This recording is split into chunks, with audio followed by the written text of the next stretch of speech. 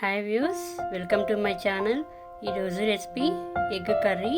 చాలా సింపుల్గా ఎలా చేయాలో తెలుసుకుందాము. ముందుగా మా ఛానల్ని సబ్స్క్రైబ్ చేసి అలాగే పక్కనే ఉన్న బెల్ సింబల్ని యాక్టివేట్ చేయడం మర్చిపోకండి. ఇప్పుడు రెసిపీలోకి వెళ్ళిపోదాం. ప్యాన్లో 3 స్పూన్స్ ఆయిల్ అలా వేసుకున్నానండి.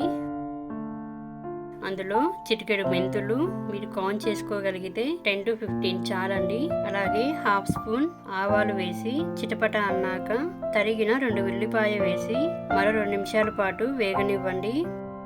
ఇలా సైడ్స్ అంతా బ్రౌన్ కలర్ వచ్చేదాకా వేగించుకోవాలి. ఇప్పుడు తరిగిన 3 టమాటాలు పెద్దవి వేసుకోండి. మరో 1 నిమిషం పాటు వేగనివ్వాలి. ఇందులో తగినంత ఉప్పు వేసి 1 స్పూన్ కారం, 1 స్పూన్ ధనియా పొడి, హాఫ్ స్పూన్ పసుపు వేసి ఇది అంతా కలిసేలాగా మరో 1 నిమిషం పాటు వేగించుకోవాలి. ఇలా మూత పెట్టి 2 నిమిషాల పాటు తక్కువ ఫ్లేమ్లో అడ్జస్ట్ చేసుకొని వదిలేయండి. ఇప్పుడు మూత తీసి చూడండి, నూనె పైకి కనిపిస్తుంది.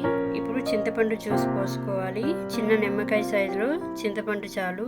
ఇది మరో 1 నిమిషం పాటు అంతా కలిసేలాగా కలుపుకోవాలి. గ్రేవీగా కావాలంటే ఉడకబెట్టుకున్న ఎగ్స్ వేసుకొని అలాగే కలుపుకొని వదిలేయచ్చండి.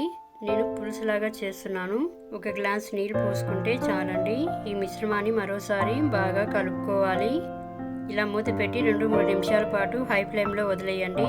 ఇప్పుడు మూత తీసి చూడండి, ఇందులో ఉడికించుకున్న ఎగ్స్ 7 అలా వేసుకున్నాను.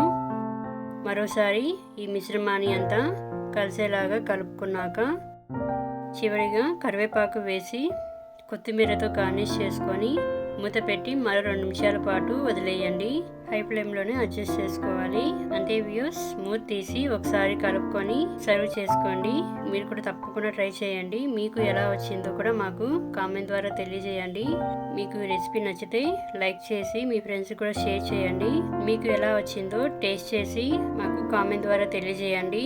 మీకు ఎలాంటి రెసిపీస్ కావాలో కూడా మాకు తెలియజేయాలని కోరుకుంటున్నాను. ప్లీజ్ సపోర్ట్ చేయండి మా ఛానల్ని. Thank you for watching. నమస్తే.